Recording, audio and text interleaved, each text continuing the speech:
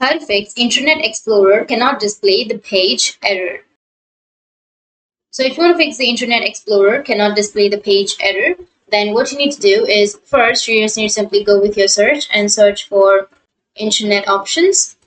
Once you go with Internet options, you will get the Internet properties. So you just need to simply go with the advanced tab, go with restore advanced settings.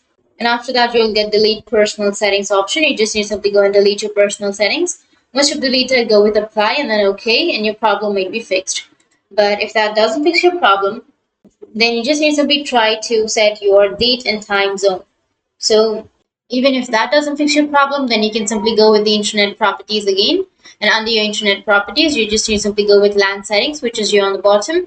And after that, you can tap on or click on the automatically detect settings option. And once you check that, you need to go with OK and close the windows and restart your Internet Explorer and verify if the issue is resolved.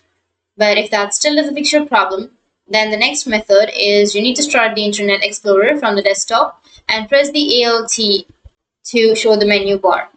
On the Tools menu, tap on Click Internet Options, and under Browsing History, you need to click on Delete. Select all the applicable checkboxes and then tap on Delete. And simply tap or click on Exit and then restart your Internet Explorer and your problem may be fixed. So that's how you can fix your Internet Explorer cannot display the page. And if you have any questions, feel free to comment below. Thanks for watching.